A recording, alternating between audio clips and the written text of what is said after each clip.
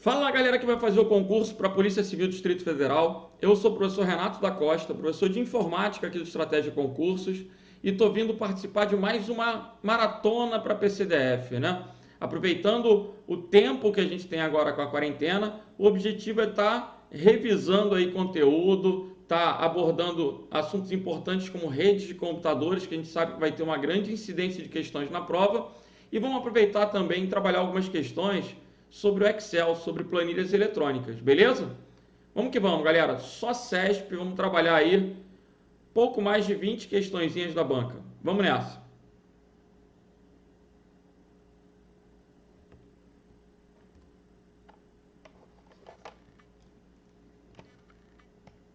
Primeira questão, prova dos Correios. A ferramenta denominada Telnet. O que é o Telnet, galera? Uma ferramenta de acesso remoto. E o que é acesso remoto? Agora, com esse papo do coronavírus, da quarentena, há muita gente trabalhando de casa. E, por vezes, a gente acaba precisando de algum programa, de algum arquivo, de algum recurso que esteja no trabalho. E aí, para o usuário poder acessar o computador do trabalho, ele pode fazer uso de uma ferramenta para acesso remoto. O Telnet foi a primeira. O Telnet é inseguro, cai em prova, por quê? É público, né? Qualquer sistema operacional pode implementar o uso do Telnet. Foi o precursor. Depois veio o SSH. Para a gente poder fazer o uso do Telnet e do SSH, muitas vezes a gente tem que instalar no sistema operacional. E aí o PuTTY, que caiu na prova da Polícia Federal, é um exemplo de aplicativo que faz uso do Telnet e do SSH. Agora, um que está na moda é o TeamViewer. O TeamViewer permite que você tenha acesso à área de trabalho do Windows, à área de trabalho do outro computador. Então, pelo celular, por exemplo, muitas vezes, eu mando desligar o computador que eu havia deixado ligado em casa. Os vídeos, por exemplo, eles são muito grandes. E para fazer o upload para o servidor, leva horas. Então, às vezes, eu deixo ele fazendo a transmissão e da rua acompanho pelo celular a área de trabalho do computador de casa. Mas para isso, eu configurei o de casa para ser um servidor. E o meu celular na rua é o cliente. Ou seja, o cliente consegue entrar no servidor, mas o contrário não. Esse é um servidor, este é um cliente. Então, vamos ver aí. Ó. A ferramenta denominada Telnet foi desenvolvida com as características de uma aplicação cliente-servidor. Certo ou errado? Perfeito. Compreendam que a internet é baseada em um modelo cliente-servidor. A internet é predominantemente cliente-servidor. Isso significa que para o serviço funcionar, eu tenho que ter um equipamento trabalhando lá ininterruptamente, disponibilizando aquela aplicação. Como ocorre na web. As páginas estão armazenadas em servidores. Quando alguém publica um site, o Estratégia, por exemplo, vai ter um site. Ele vai ter que manter servidores com os vídeos. E o usuário de casa, ele usa o Google Chrome, ele usa o Mozilla Firefox, ele vai usar um software o quê? Cliente.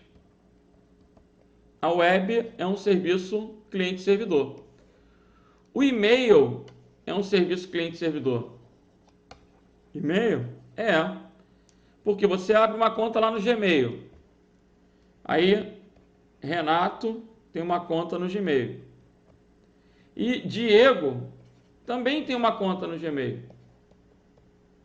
Se eu quiser mandar um e-mail para o Diego, eu não consigo mandar diretamente para ele, direto assim, isso não existe. Eu vou ter que mandar para o Gmail, a mensagem vai ficar na caixa postal do Gmail, o dia que o Diego quiser é assíncrono. O dia que quiser, ele vai poder acessar a mensagem. Então, observem que a comunicação entre Renato e Diego se dá a partir de quem? De um servidor. Característica do modelo cliente-servidor. Então, web, e-mail, chat, FTP, Telnet, SSH, DNS, são todas aplicações que dependem de quê? De servidores. Agora, em oposição à arquitetura de interação cliente-servidor, existe o modelo ponto a ponto. Vocês têm que conhecer o ponto a ponto, saber que isso pode variar de acordo com N contextos, né? Mas, nesse caso, em oposição a cliente-servidor, o que representa o ponto a ponto? A comunicação direta entre um par. Então, por exemplo, VoIP e Torrent são exemplos de serviços usados na internet com uma arquitetura de interação ponto a ponto. Quando eu ligo para alguém com Skype da vida, se eu ligar lá para o Diego, eu não vou falar com o servidor, isso deixaria a comunicação lenta. Então, a transferência se dá diretamente entre os pares. Aqui não existe o cliente ou o servidor, porque quando eu estou numa ligação telefônica, ambos são ao mesmo tempo clientes quando falam e servidores quando escutam. Então, aqui eu tenho uma comunicação direta. É o quê? Ponto a ponto. Vamos que vamos. VoIP e Torrent são exemplo de ponto a ponto. Vamos pegar agora essa questãozinha do TJ do Espírito Santo. Na internet, o uso do protocolo TCP/IP é um elemento que encarece o acesso a essa rede. O que significa encarecer aqui? O que tem a ver colocar custo? O tempo. O tempo é que está relacionado com o custo. Quanto maior a velocidade, menor é o custo. Então, quando ele diz que o TCP/IP encarece o acesso a essa rede, ele está se referindo que o TCP/IP vai tornar a rede lenta. Mas o que a gente tem que lembrar? Em razão da velocidade assumida por esse protocolo durante a transmissão de dados por meio da rede. Para que o custo desse acesso seja menor, deve-se optar por outros. A gente tem que lembrar que o TCP/IP não tem um uso facultado. Como assim? O TCP/IP é obrigatório. Ele é necessário. Logo, não há como se optar por outros. Essa questão está errada. Agora, o que a gente pode relembrar é que na pilha TCP/IP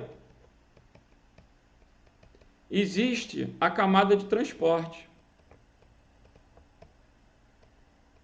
E que na camada de transporte existe o TCP e o UDP. O TCP, ele é mais lento. O UDP é mais rápido. Se o UDP é mais rápido, significa que ele tem menor custo. Olha que interessante aí.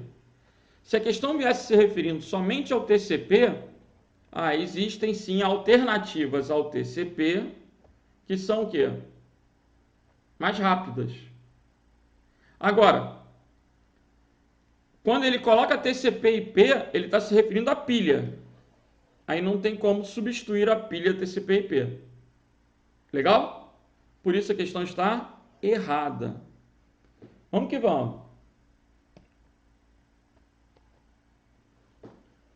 Um hub é um equipamento que permite a integração de uma ou mais máquinas em uma rede de computadores. Legal. Um hub é uma central. Uma caixinha onde haverá uma série de portas e a gente vai poder ligar cada dispositivo, computador, impressora, televisão, através de um cabo par trançado, com conectores transparentes, que são os conectores RJ45, a essa central. Então, o hub é um equipamento que permite a integração de uma ou mais máquinas em uma rede. Até aí está certo. Além de integrar redes entre si. Aqui já soa mal. Quem integra redes entre si é o roteador. Com a característica principal de escolher qual é a principal rota. Aí tornou a questão completamente errada. Porque o hub, ele funciona como um barramento, como uma extensão aqui. Ele vai ligar as máquinas, mas ele não tem nenhuma inteligência para determinar rota, ele não processa nenhum algoritmo de roteamento para ver qual é o caminho mais curto, qual é o caminho que tem menor congestionamento, menor fluxo, menor custo. Então, essa questão está errada. O hub é muito simplesinho, ele só faz a conexão das máquinas, funcionando fisicamente com uma topologia estrela,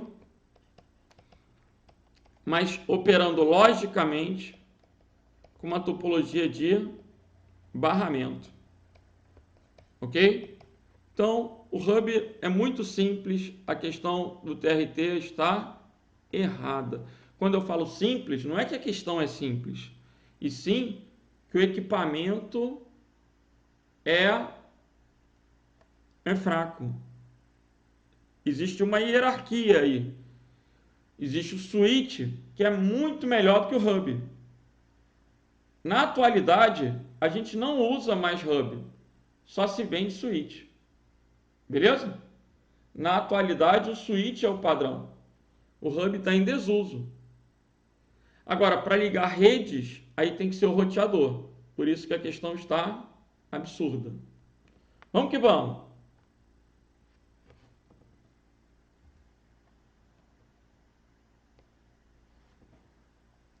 Um endereço IP é um identificador que uma rede pode ter para que ela seja encontrada por um usuário.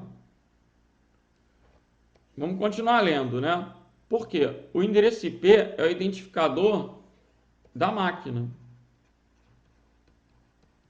Mas como a máquina está em uma rede, o IP tem um prefixo que identifica a rede. Como assim? Se eu montar uma rede, vamos colocar que eu montei uma rede, aí eu tenho lá um switch, coloquei 4 equipamentos. A primeira vai ser um 92.168.0.1, 192.168.0.2, 192.168.0.3 e 192.168.0.4. Se vocês observarem, todas as máquinas dessa rede começam com 92.168.0. É o prefixo dessa rede. Por ser uma rede classe C, o endereço da rede é um 92.168.0.0. Então, o IP é o identificador que uma rede pode ter para que ela seja encontrada por um usuário. Até aí eu vou considerar. Todos os computadores de uma rede possuem, sim, um mesmo IP. Aí a questão está errada. É correto afirmar que eles vão ter o mesmo identificador, eles vão ter o mesmo prefixo, mas não o mesmo IP. Cada equipamento vai ter que ter um endereço único. Você vê que o finalzinho aqui está mudando para cada dispositivo. Embora eles tenham o mesmo prefixo, cada dispositivo na rede tem que ter um endereço. Então a questão está errada. O que muda na rede são os endereços dos usuários e não o endereço dos computadores. Galera, o IP é da máquina, não é do usuário. Se outro usuário fizer um login nessa máquina, vai permanecer o mesmo IP. Legal? Então, o IP não tem relação com o usuário, não tem relação com o programa que você está usando. O IP é o endereço da máquina e não do usuário. Essa questão está errada. Vamos que vamos.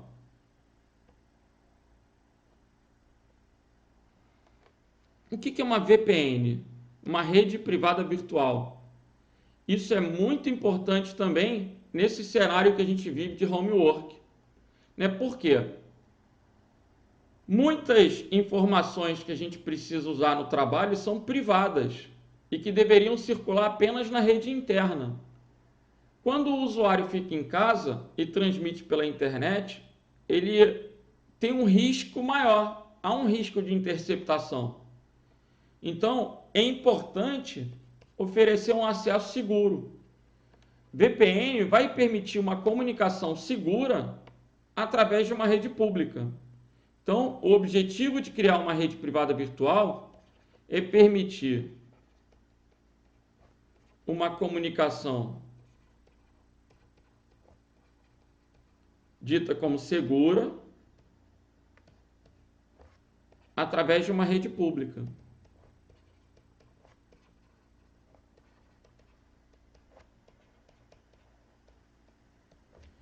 Se a empresa tem serviços de uma intranet,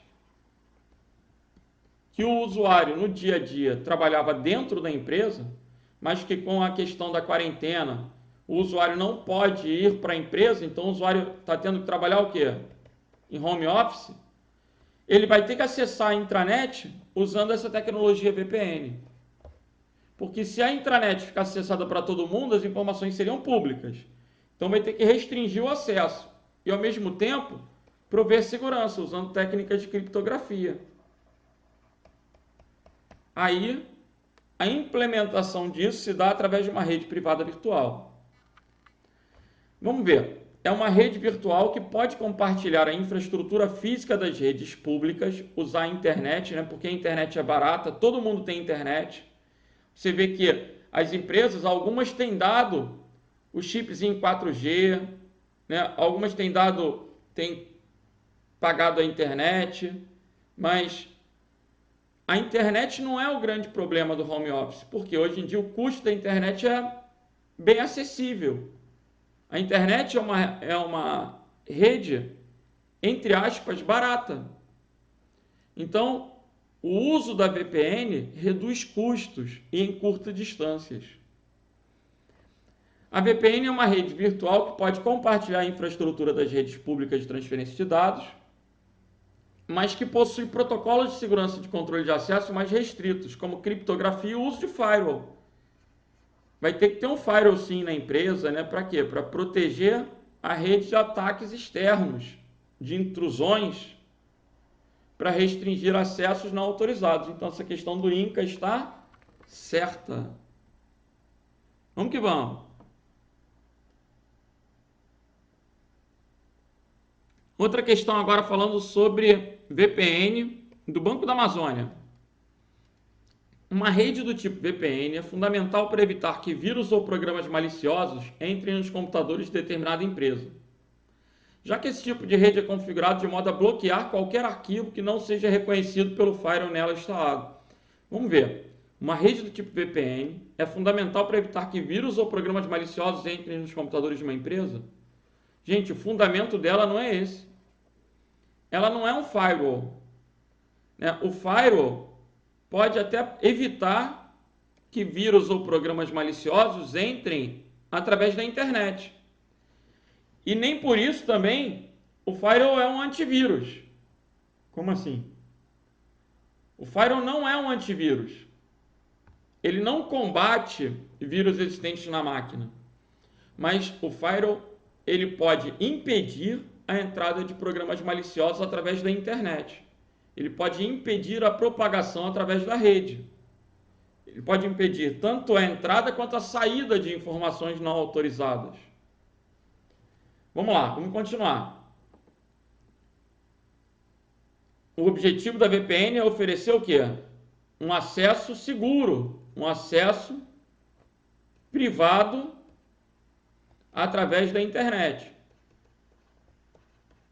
Quando eu acesso um banco, por exemplo, eu estou acessando via VPN, utilizando técnicas de criptografia e tunelamento para segurança. Já que esse tipo de rede VPN é configurado de modo a bloquear qualquer arquivo que não seja reconhecido pelo firewall nela instalado. É difícil também a rede ficar monitorando os formatos de arquivo, o firewall que seja, ficar monitorando esses formatos de arquivo. Por quê? Vai deixar a rede muito lenta. Então, existem gerações de firewall, existe o firewall de pacotes, existe o firewall de estado de sessão, que é o stateful. Mas num firewall de pacote, por exemplo, eu vou conseguir fechar uma porta de um determinado serviço, de uma determinada aplicação, mas não ficar monitorando se o arquivo que está entrando é tipo bom ou ruim em relação a conteúdo, né? Um texto, eu tenho como evitar um spam com firewall? Não. Então essa questão está errada. Vamos que vamos.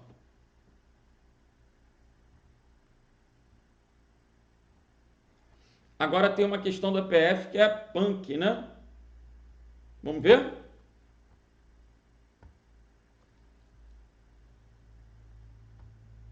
O endereço IP 10.0.0.253 deve ser usado na URL inserida em um browser em funcionamento em 10 para viabilizar a comunicação entre esse browser e um servidor HTTP em funcionamento na porta 80 do dispositivo 7, caso não seja possível usar um servidor de DNS. Então vamos tentar digerir isso aqui. O endereço IP 10.0.0253, vamos procurar ele aqui, está aqui, ó. Localizado. Deve ser usado na URL inserido em um browser em funcionamento em 10. Então, observem que entre a máquina 10 e a outra rede, há a internet. Então, ele está dizendo que essa máquina 10 acessa através da internet. Se ele digitar 10.0.0.253, que é o endereço dessa máquina aqui, ó, eu posso digitar um IP para entrar numa página? Posso. Mas esse IP tem que ser válido na internet. Ou tem que estar dentro do ambiente interno. Não entendi. A primeira coisa que vocês têm que conhecer são os IPs privados. IPs privados são aqueles que não passam pela internet. Não são roteáveis. E são os IPs que começam com 10, com 172.16 até 172.31, com 92.168. Então, qualquer IP que comece com 10, comece com 72.16 ou .17, .18 até 31 e 192.168, qualquer uma dessas categorias, dessas faixas de IP, são considerados privados, ou seja, não podem ser usados na internet. Só vão poder ser usados na intranet, só vão poder ser usados no âmbito interno. Então, jamais eu vou conseguir acessar uma máquina 10, porque ele vai ficar procurando dentro da rede. Ele não pode rotear essa informação. 10 não é um endereço que ele possa acessar através da internet. Isso torna a questão errada. Agora,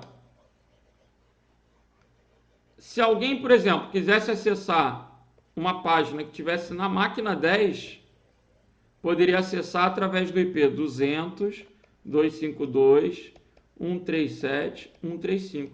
Porque esse IP aqui dessa máquina 10 é um IP público, não está dentro daquelas faixas. Então, o contrário, se 7 quisesse acessar 10, aí seria possível. Desde que 7 tivesse o quê? Acesso à internet. Mas 10 acessar 7 não pode, porque o endereço de 7 é interno, é privado. Então, esse conhecimento era fundamental para acertar a questão na prova. E o restante do conhecimento? Um servidor HTTP em funcionamento na porta 80. Essa é a porta padrão do HTTP. Até aí está certo. Vocês vão ter que decorar as portas. Então vamos lá. A porta do HTTP é 80. A porta do HTTPS é 443. A porta do SMTP, por padrão, é 25, salvo se ele falar alguma coisa no Brasil, para evitar spam. A porta pode ser 587. O IMAP tem a porta 143. Na versão 4, né, cada versão do IMAP tem uma porta diferente. O POP3 faz uso da porta 110. O FTP, que é lá na prova da Polícia Civil de Santa Catarina, 2021. O Telnet, 23. O SSH, 22. O DNS, 53. E tá bom. Para relembrar, tá bom. Vamos que vamos. Então a porta 80 é a porta do HTTP, essa questão da Polícia Federal de 2008. Aí vocês veem como já era difícil o concurso da PF. E o que ele está querendo colocar aqui? Ó, caso não seja possível usar um servidor DNS. Porque se fosse possível usar o DNS, a gente poderia trabalhar com domínio e digitar endereço amigável lá, www.redelegal.com.br, né? Isso é um domínio. A gente está digitando o IP porque o DNS não está funcionando. É o que ele está tentando justificar para colocar a inserção do número IP. O que seria uma possibilidade, beleza? Então, questão errada. Vamos continuar. Bluetooth é um padrão de comunicação sem fio, de baixo consumo de energia. Até aí tá certo, né? O Bluetooth trabalha com rádio. Ele tem baixo consumo de energia porque ele tem curto alcance. Então a potência para transmitir é baixa. Permite a transmissão de dados entre dispositivos compatíveis com a tecnologia, porém não funciona em todas as partes do mundo, por não ter uma frequência de rádio aberta que seja padrão em qualquer lugar do planeta. Aí está errado. Existe uma organização, existem diversas organizações internacionais de padrões, e o I3E, que se escreve IEEE, mas lê-se I3E, que é o Instituto de Engenharia Elétrica e Eletrônica, ele tem um comitê responsável por rede, que é 802, cujo padrão Bluetooth é 802.15. Aqui haverá especificações elétricas, especificações relacionadas ao que? Frequência, canais, potência, todas essas especificidades da camada física vão estar descritas na camada de enlace, vão estar descritas no padrão I3E 802.15. Então essa questão está errada, ok? Próxima questão. O endereço IP 221.18.24.128/24 compreende 24 bits para endereçamento de interfaces de rede. Já está errado. O que esse /24 aqui representa? A gente chama isso de uma notação CIDR. Uma notação classless, sem classes, CIDR. Esse /24 indica que a gente vai ter 24 bits para representar a rede.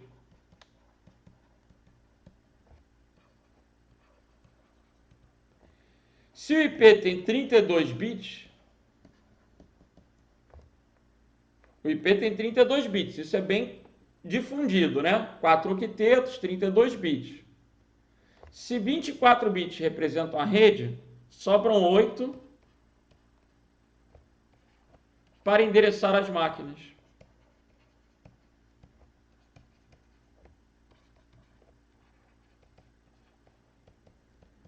Então, eu só poderia ter aqui 2 elevado a 8, que são 256, menos 2, porque 2 endereços são reservados. O primeiro é o identificador da rede e o último é o identificador de broadcast. Eu poderia ter 254 máquinas nessa rede. Até para melhorar esse conteúdo, 221, 18, 24, 128. Esse é o endereço IP. Quando ele botou barra 24, ele está dizendo que os 3 primeiros octetos compõem a rede. Essa máquina, ela pode estar na rede que vai variar do 0 até o 255, sendo que o primeiro endereço e o último não podem ser usados, porque o primeiro é o NET ID e o último é o endereço de broadcast. Então, essa rede ela vai ter 256 endereços reservados para as interfaces de rede, menos 2, né? Porque o primeiro é o identificador da rede e o último é o identificador de broadcast. Sempre vai ser a quantidade de endereços de máquina menos 2, de fato usados. Então, essa questão está errada. Vamos que vamos. 2 elevado a 24 seria a quantidade de redes e não a quantidade de máquinas. Com essa notação barra 24, ok? Mas na prova, dificilmente ele vai te perguntar a quantidade de redes. Ele normalmente pergunta a quantidade de máquinas. Aí você tem que ver o quê?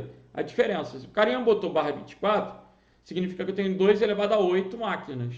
Se ele colocasse aqui, máquinas não, endereço IP, né? Porque máquinas eu tenho que subtrair 2 ainda no final. Se ele colocasse aqui, por exemplo, barra 27, eu teria que pegar 32, diminuir de 27, aí eu ia ver que dá 5. Aí eu ia pensar que 2 elevado a 5 menos 2 seria a quantidade de máquinas. Quantidade de endereços, 2 elevado a 5. 2 elevado a 5 menos 2, quantidade de máquinas. Ou seja, se fosse um barra 27, eu poderia ter 2 elevado a 5, 32, menos 2, 30 máquinas. As redes, as sub-redes poderiam ter no máximo 30 máquinas. Então aqui a gente está determinando a quantidade de máquinas que, por exemplo, uma rede de uma empresa pode ter. Quando a gente coloca esse barra, a gente está delimitando a quantidade de máquinas. Esse assunto é um assunto avançado, então se você não entendeu, compreenda qual o seu grau de conhecimento dentro do conteúdo.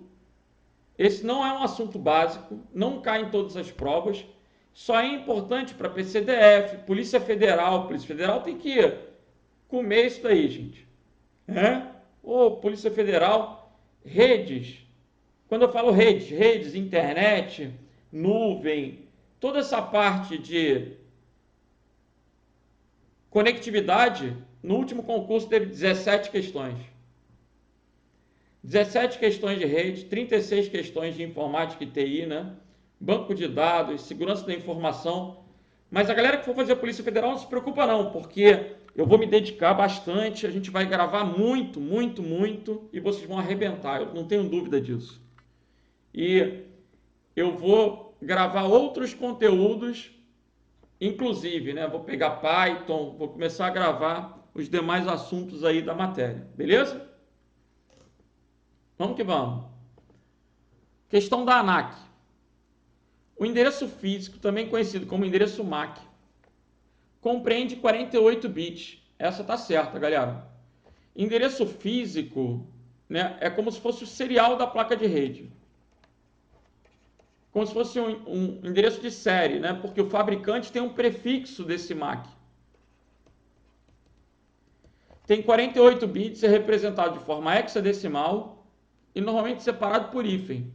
Então, aqui eu vou ter um exemplo, 9A2305 EF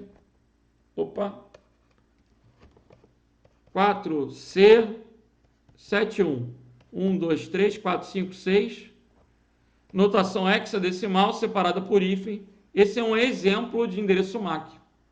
Diferentemente de uma representação de endereço IP. Você tem que começar a bater os olhos e identificar o endereço. Se alguém te perguntar assim, ó, o que é isso aqui? Ô meu filho, se tu disser algo diferente de CEP, cuidado com o psicotécnico. Como é que é? Isso aqui é um CEP. Se tu pegar isso aqui Se tu pegar isso aqui na carteira da tua esposa, tu vai achar o quê? Que é corno. Não, é um telefone, é só um telefone. Agora, se tu pegar isso aqui na carteira da tua esposa, tu não vai ficar preocupado, porque isso aqui é endereço MAC. Tu não vai ficar preocupado, isso aqui é endereço IP. Agora, se tu pegar isso aqui, meu filho, tu começa a investigar mesmo, porque tu vai ser um polícia. Vamos continuar. O endereço físico, também conhecido como MAC, compreende 48 bits? Sim. Então, essa questão está certa. Notação hexadecimal, separado por hífen, é o endereço físico, o endereço gravado de fábrica, o serial. As redes wireless, que são as redes sem fio, possuem a vantagem de permitir conexão à internet. Isso é possível, né? Mas não sei por que ele coloca como vantagem, porque as redes cabeadas também têm essa vantagem. Vamos lá, vamos continuar lendo. Mas não permitem a conexão à intranet. Aí está errado. Não permitem a conexão à intranet, está errado. Gente, ser sem fio ou com fio só está mudando a maneira como os dados são transmitidos. Mas não vai limitar quanto ao uso, quanto à aplicação. Eu vou poder fazer as mesmas coisas que eu faço numa rede cabeada, numa rede sem fio. Só que eu vou transmitir com antena via rádio. Então essa questão está errada. Agora a gente entra nas questões sobre planilhas eletrônicas. Vamos pegar já essa da Secretaria de Fazenda desse ano, aí do Distrito Federal, já para dar uma pancada aí. PROC-V é uma função que está na média. Está na moda, está na moda. Isso está aparecendo com muita frequência. A função PROC-V representa procura vertical. Existe PROC-V e existe PROC-H. PROC-H é procura horizontal. PROC-V é procura vertical. Permite localizar itens em qualquer posição de uma tabela. Quando ele falou isso, a questão já ficou errada. Por quê? Eu tenho uma tabela. Eu vou ter que especificar a tabela. Não necessariamente a tabela é a planilha toda. A tabela pode ser um pedaço da planilha. Aqui eu posso estar lá na coluna D, E, F, G. Aqui eu posso estar na linha 20. E ainda assim eu tenho essa tabela. Quando ele se refere à tabela, ele não está se referindo à planilha. Ele está se referindo àquele local da planilha onde você colocou os seus dados. Agora, nessa tabela que você vai especificar na sintaxe do PROC-V, ele só consegue procurar na primeira coluna. Então, quando ele diz um intervalo por coluna, pesquisando-se a partir de determinado valor para se obter o valor de retorno, ele só consegue procurar na primeira coluna. Isso é a procura vertical. E o que seria a procura horizontal? Só ia conseguir procurar na primeira linha. Então, ele procura na primeira coluna e retorna um valor da linha. Exemplo. Se aqui eu tivesse 5, 10, 15, 20. E aqui eu tivesse A, B, C, D.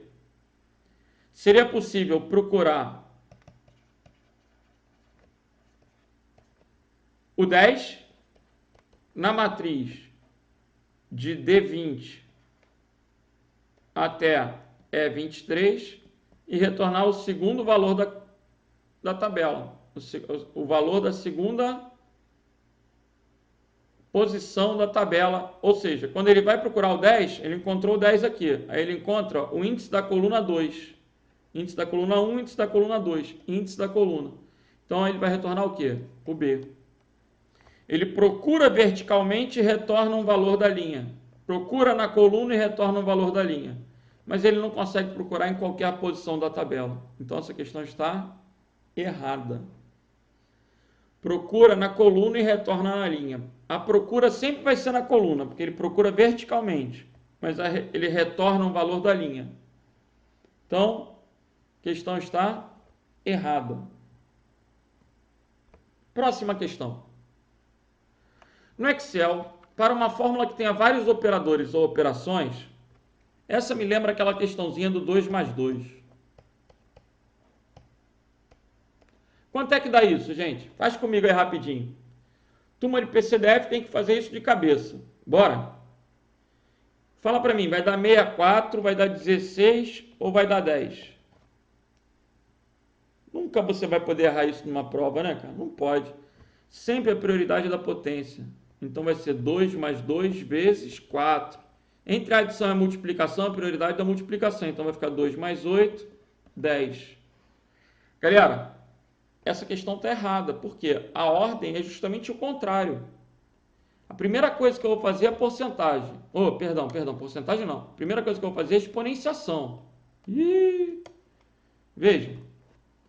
Primeira coisa, na verdade, é o uso dos parênteses. Eu faço primeiro o que está dentro do parênteses, depois a potência, depois multiplicação, divisão e porcentagem, que é a mesma coisa que multiplicar e dividir, né? Porcentagem, ela faz o quê? Divide por 100. 4.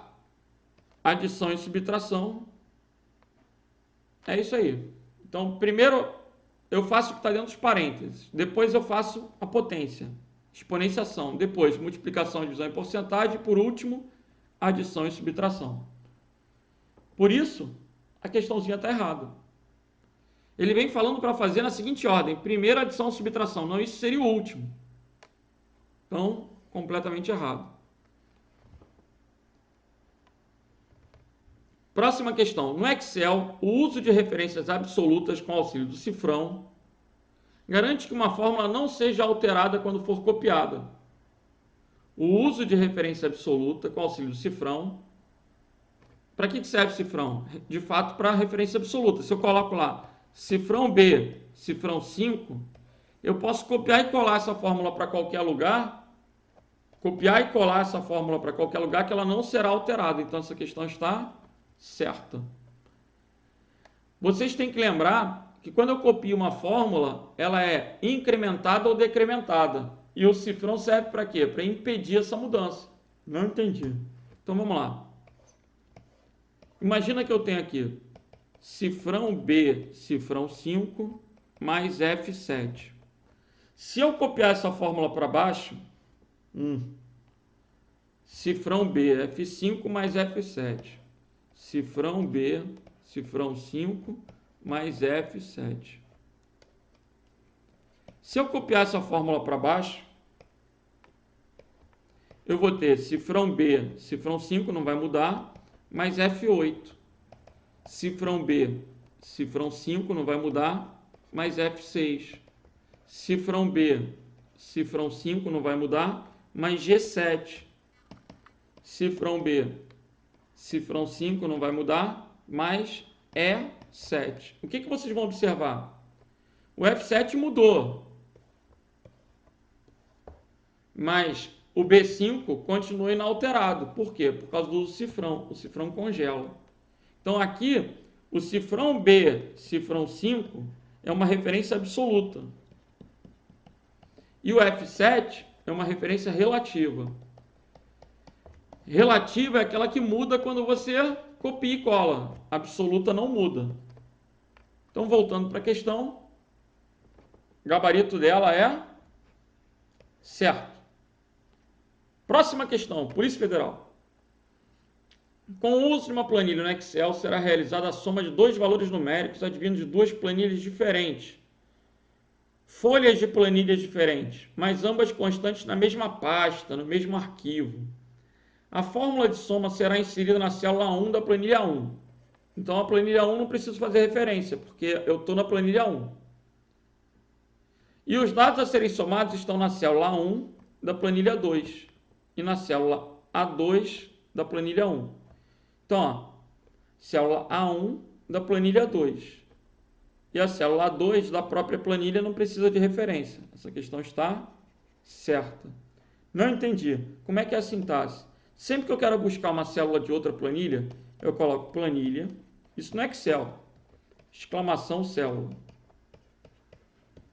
Então, a planilha que ele está, ele não precisa colocar a referência de planilha. Como ele está na planilha 1 e que é o A2, ele coloca A2 mais agora a célula A1 da planilha 2. Então vai ficar plan 2, exclamação A1. Essa seria uma outra maneira de reescrever a mesma fórmula. Só que ele quis usar a função soma, ao invés de usar o operador de adição. A questão está certa. E colocar A2 mais A1, A1 mais A2 dá no mesmo, né? Na propriedade de adição, não vai influenciar. Certa questão da Polícia Federal. Vamos lá. Devido à capacidade ilimitada de linhas de suas planilhas, o aplicativo Excel pode ser utilizado como um banco de dados para tabelas com mais de 1 milhão de registros. Então, essa questão está errada por quê? Porque o Excel não tem capacidade ilimitada. Você tem que saber as características do Excel. O Excel ele tem 1.048.576 linhas, 1.048.576 linhas. Isso não é difícil de gravar, porque é o conceito do megabyte, é 1024 ao quadrado. É o mega na informática, né? É o 1024 ao quadrado.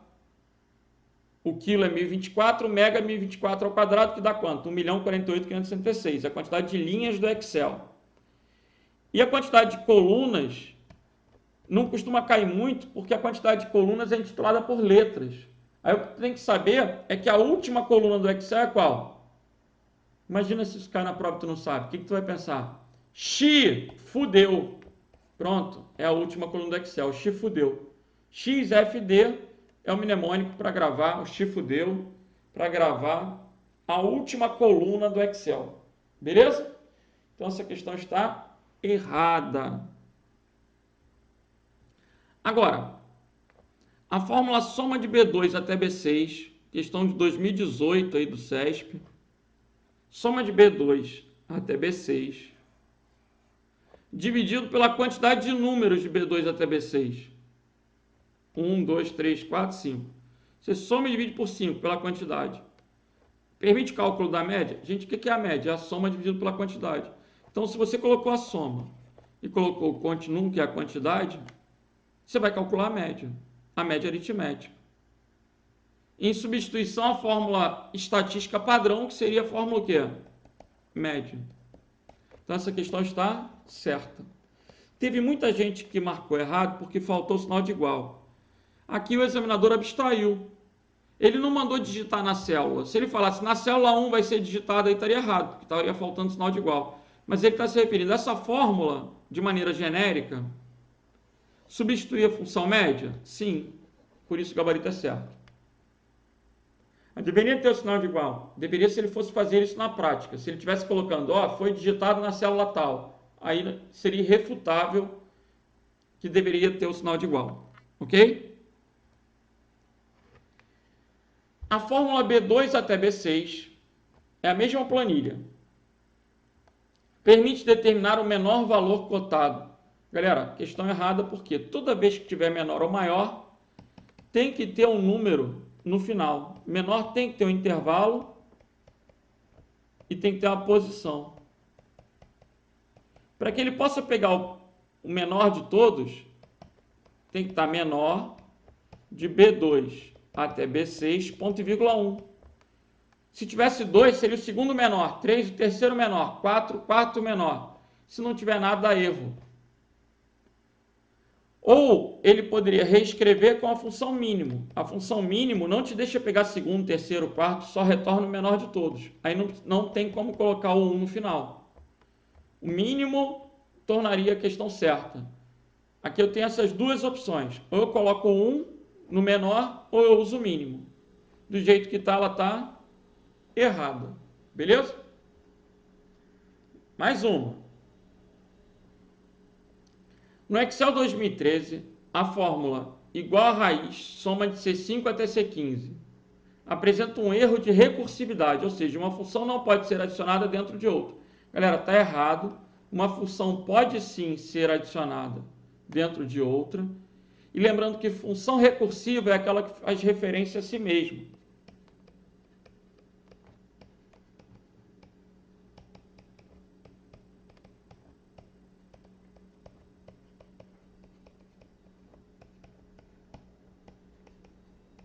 Um exemplo clássico de função recursiva é a função fatorial. Fatorial é um exemplo clássico. Por quê? Fatorial não é, se eu botar fatorial de 5, 5 vezes 4 vezes 3, ele vai ter que pegar o resultado dele e voltar, fazer referência a si mesmo. É uma função recursiva. Essa questão está errada. E quando eu tenho uma função dentro de outra, eu falo que eu tenho funções aninhadas. Então, funções aninhadas são uma função dentro da outra. Questão errada. Vamos que vamos. Galera, fechamos então a correção das questões previstas para essa maratona de hoje. Eu ainda vou estar incrementando aqui meus equipamentos, né? A gente está com um cenário aí de transmissão improvisado, fugindo aí do coronavírus, mas vamos produzir muito conteúdo para vocês nesse período, muito mesmo. Eu estou responsável em 30 dias pela gravação de 1000 questões do CESP-NB. Olha o que o professor Ricardo fez. 1000 questões de CESP para eu gravar aqui em casa, todo mundo no Estratégia trabalhando em home office. Eu vou gravar 1000 questões do CESP em 30 dias para alimentar o sistema de questões que a Estratégia vai lançar, que já é o maior do país em quantidade de questões. Para ter ideia, eu fiquei impressionado com a quantidade de questões que eu achei. Eu estava pesquisando questões para OCP, só de hardware, tinha mais de 200 no sistema de Estratégia. E eu não estava conseguindo encontrar isso com facilidade não, hein? Então, Estratégia arrebentando aí no sistema de questões, previsão de comentar 32.000 questões em vídeo nos próximos 30 dias. E se você quiser saber mais sobre o sistema de questões, sobre tudo que o Estratégia oferece, né? Não é pouca coisa. Tem um pacotácio com pacote, com passo estratégico, trilha estratégica, revisão, turbo. Cara, é muito conteúdo que a gente produz. E até segunda-feira próxima, o Estratégia ainda está com 30% de desconto na assinatura. Então, não perca, porque não é comum essa política de desconto. É uma coisa que realmente é um desconto, não é uma prática, toda hora a gente dá desconto. Não. Quando o professor Ricardo Vale falar que tem promoção, fique esperto, porque a coisa é boa. Beleza? Um abraço para todos e até a próxima, galera. Bom final de semana aí. Vamos que vamos.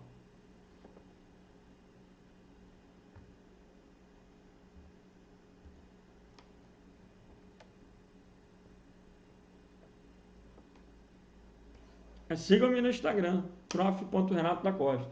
Valeu!